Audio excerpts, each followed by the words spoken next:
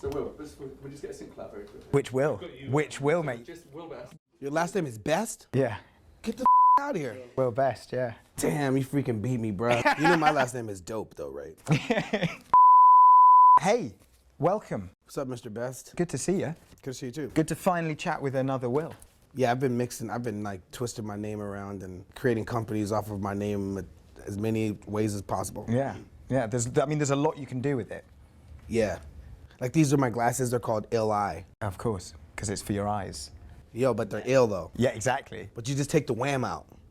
So if you take away wham from my name, it's Ill-I. Yeah. I'm trying to figure out what to do with wham, but, you know. A collaboration. Wake me up before you go. That was fast. Fast brain. That was awesome. Like you. Two Wills. So let's kick things off by talking about the new single. Yeah, kick it. Yeah. Tell me about it. Boys and girls. Song's called Boys and Girls. Yeah. It's like heavy with the awesome, like, I believe, an awesome bass line. Hey. Wait a minute, I don't think you're ready for it. Hey. Working with Pia, that's pretty fun. She's a very fresh artist. What are you learning from her, from that like new school? Yeah, Pia she's awesome. A lot of times people from my school could take all this stuff for granted. Mm-hmm.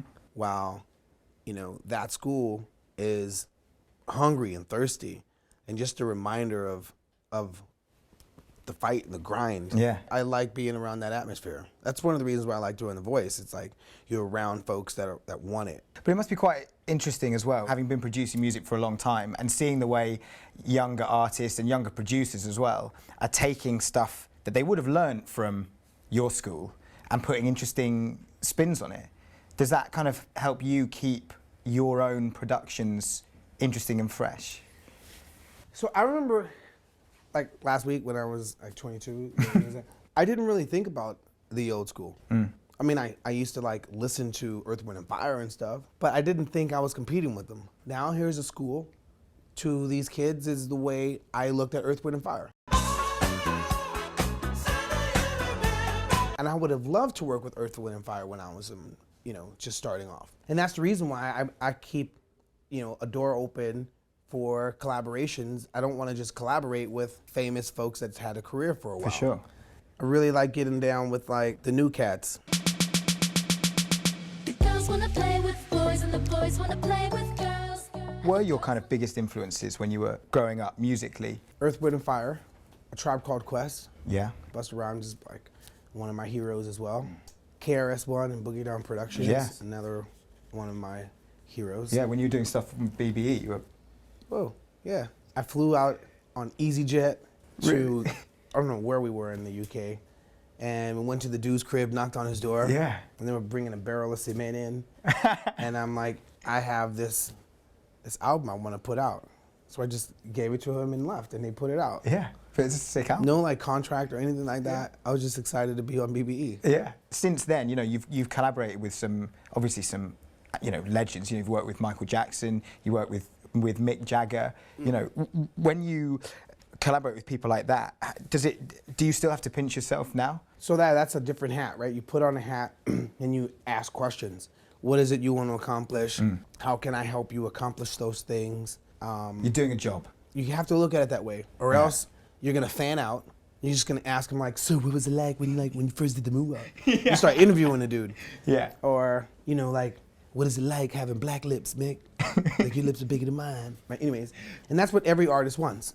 I want to know that the person that's producing it is truly listening and using the brain on how whatever it is we're making is to compete out there in the world, given all the other noise. Everybody in the club, all eyes on us, all eyes on us, all eyes on us. I wanna scream and shout and let it all out and scream and shout. There is so much more noise now, the internet, and there's so much more music being put out all the time. What are you listening out for to know that what you're making is gonna cut through that noise?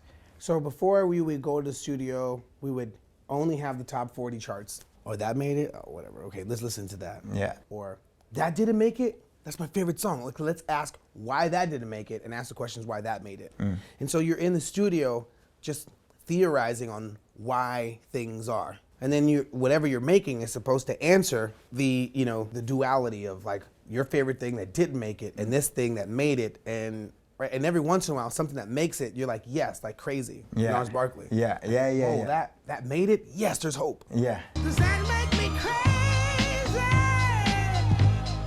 Possibly. Now, we're in the studio and we have SoundCloud and Snapchats and Instagrams, right? It's this new era, this new world, this new age of what is celebrity. I never knew what it was in the first place, but now, given the tools, what is celebrity?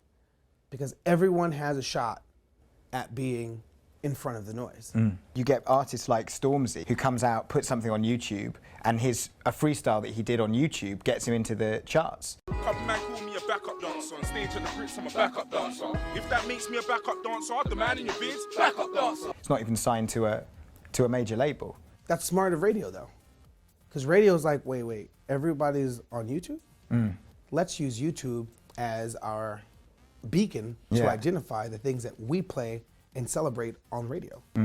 So if you think about how smart and strategic that is for radio to acknowledge traffic on a different platform and then put it on their platform, that's pretty smart radio. What about glasses that do that in real time with everyone you see? And everybody has your face. And it's called will.i.am.